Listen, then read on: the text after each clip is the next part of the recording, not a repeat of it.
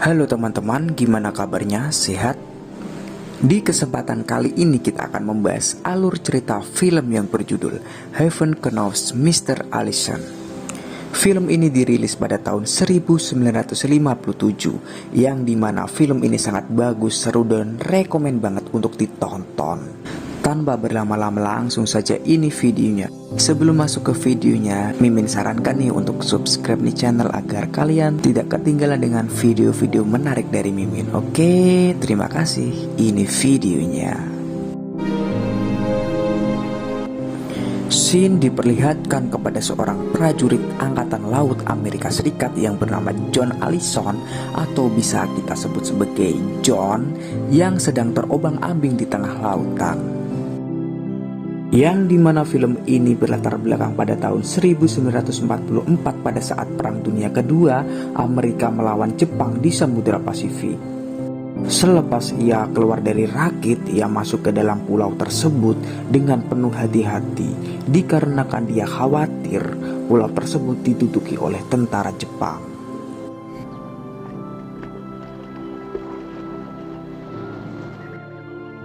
Namun alhamdulillahnya, ia setelah sampai ke pulau tersebut, ia tidak melihat satupun tentara Jepang. Kemudian John pun masuk ke dalam rumah tersebut, dan disitulah ia melihat suatu tempat ibadah.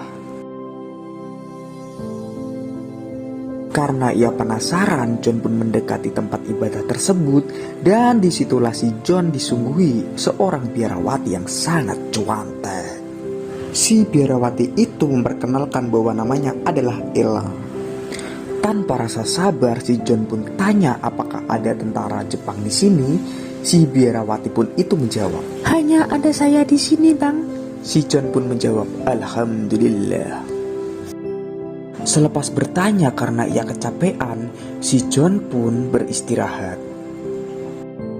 Setelah bangun, John pun bertanya, "Sejak kapan kamu tinggal di sini?" Ella pun berkata, "Akan kujawab nanti." Karena John belum makan, si Ella pun memberikan makanan ke John karena John kelihatan sangat kelaparan. Dan setelah John selesai memakan, Ella pun langsung mengatakan bagaimana ia bisa tinggal di sini. Semua itu berawal ketika ia dan seluruh penduduk ingin berlayar ke Biji. Pijit pelar kau pecah anjing. Canda-canda. Namun ketika ia ingin berlayar ke Biji, si Ella pun bersinggah dulu ke pulau ini untuk menjemput rekannya. Namun alangkah membagongkannya, si rekan Ella tersebut telah meninggalkan pulau terlebih dahulu. Ketika ingin kembali ke kapal, ternyata kapalnya meninggalkan dia karena takut bentrok dengan tentara Jepang. Dan dari situlah si Ella dan Mbah Bani menetap di pulau ini. Namun setelah malam tiba, si Ella saat masuk ke kamar dan Mbah Bani ngelamun di luar. Pada keesokan harinya, Mbah Bani ditemukan pada keadaan tidak bernyawa. Pada keesokan harinya, di saat mereka ingin berburu, si Ella pun melihat seekor penyu yang sedang berjemur di laut. Lalu si John pun dengan spontan langsung mengajak Ella untuk menangkapnya. Setelah membuat alat, mereka pun menghampiri penyu tersebut menggunakan sebuah perahu. Setelah mengetahui posisi penyu tersebut, si John pun nyelulup ke air atau berenang ke air untuk menangkap penyu tersebut. Dan setelah berhasil menangkap penyu itu, si John pun naik ke perahu dibantu dengan si Ella. Setelah memasak hasil buruannya, mereka pun memakannya sambil mengobrol. Di sana John pun menanyakan ke Ella berapa jarak pulau itu ke Biji. Ella pun mengatakan 300 mil ke arah selatan. Lalu John pun mengatakan, "Tadi Aing mau ngantar lu ke Biji naik perahu.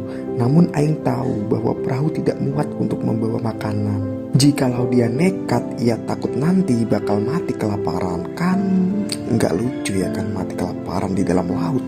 Si Ella pun menjawab, "Mengapa kita tidak mencoba terlebih dahulu? Mungkin kita bisa selamat daripada mati di sini tanpa usaha, ya kan?" Dan akhirnya si John pun luluh.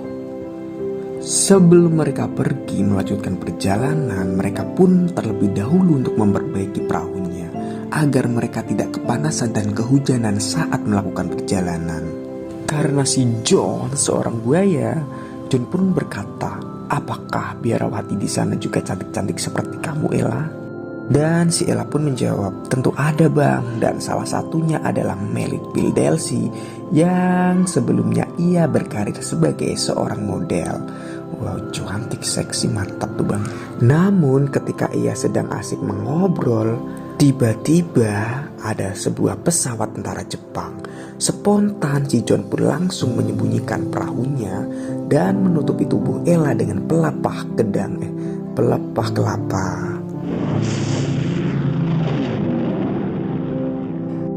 Sesudah pesawat Jepang itu pergi, si John pun mengajak Ella untuk bersembunyi di gua. Dan seraya si John pun berkata, "Dek, selesai nanti perahunya abang perbaiki, nanti kita lanjutkan perjalanan ke Biji ya."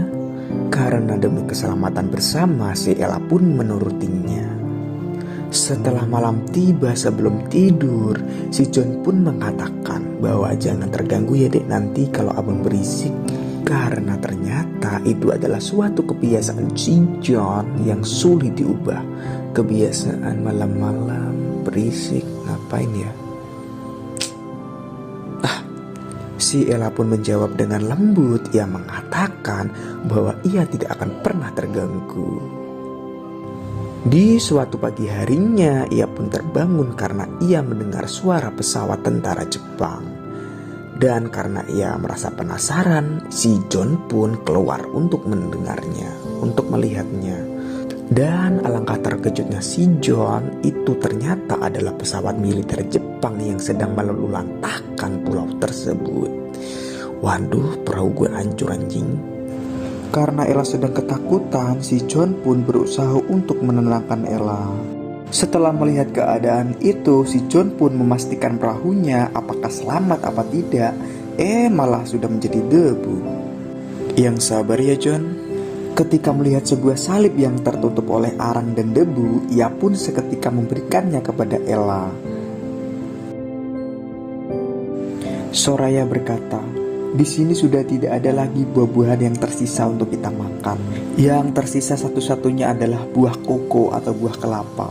Koko yang kita cari-cari. Aduh dan perut." Tolong! Selain buah-buahan yang hancur, perahu mereka pun juga hancur. Itu tandanya mereka tidak akan pernah bisa untuk berlayar ke Biji. Ketika ia sedang merenungi nasib, tiba-tiba ada sebuah kapal tentara Jepang. Dan sepertinya mereka akan menetap dan mendarat di pulau ini untuk membangun stasiun cuaca. Setelah melihat hal itu, si John pun ngajak Ella ke gua untuk berlindung. Namun sialnya, baru saja sampai ke mulut gua, terdengarlah sebuah suara tembakan. Lalu si John pun menyuruh Ella untuk segera berlindung. Dan si John pun sendiri akan menyambut kedatangan mereka menggunakan pisau FF. Pisau FF seperti belati itulah guys, yang ditancap-tancapkan. Itulah. Setelah menunggu cukup lama, namun tentara Jepang itu tidak menemukan gua mereka. Karena hal itu, si John dan Ella merasa sangat bahagia. Tak lama dari hal itu, si Ella pun dengan penuh ketololannya, ia mau menyerahkan dirinya kepada tentara Jepang karena ia merasa dirinya sedang membebani si John. Namun karena si John belum mendapatkan jatah sama sekali, ia pun berkata, "Aing tidak keberatan sama sekali kok Ning." Look, for the sake of my morale, man, let's Setelah hal itu terselesaikan, si John pun menghidangkan sebuah ikan mentah kepada Ella.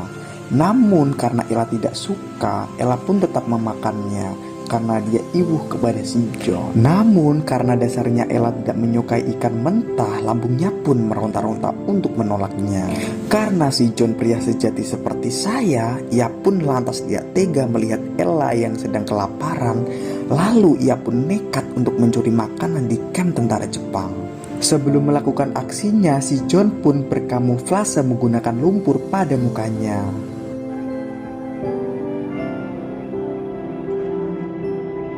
Walaupun di sana banyak tentara Jepang yang berjaga berkat keahliannya dan kepandaiannya, si John pun mampu masuk ke dalam gudang makanan tanpa diketahui mereka.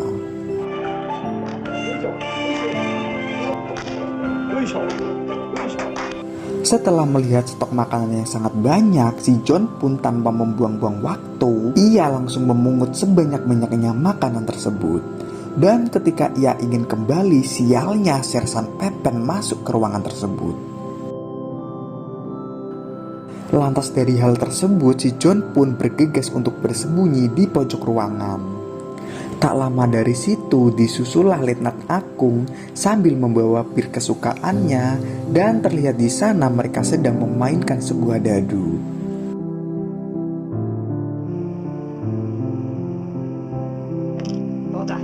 Dan di saat pagi telah tiba, barulah si John keluar dari ruangan tersebut karena mereka sedang melakukan sebuah upacara.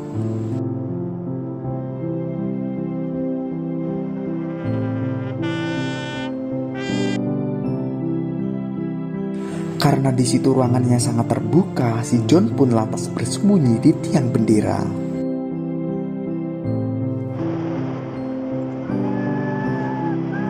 Setelah upacara selesai, Jenderal Matsu mendekati tiang bendera sambil memberikan sebuah penghormatan.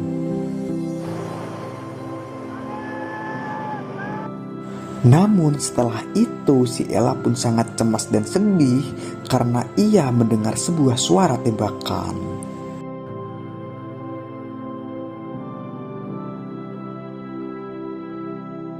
Dan untuk kelanjutannya lanjut di part 2 ya guys. Oke, terima kasih untuk kalian yang sudah mendengarkan bacotan-bacotan dari saya. Terima kasih, saya bersenang hati untuk menemani waktu gabut kalian, daripada waktu gabut kalian pergunakan untuk hal-hal yang tidak jelas ya kan. Saya bersenang hati untuk menghibur kalian, untuk apa ya? Ya untuk mendapatkan uang dari AdSense ya. Tapi ya gimana lagi, channel aja baru mulai. Sebenarnya saya itu punya banyak channel guys, tapi ya gitulah, tidak ada yang bermanfaat ya makanya subscribe ya guys ya. Ya sudah. Terima kasih. Welcome goblok anjing. Ya, itu kudasai.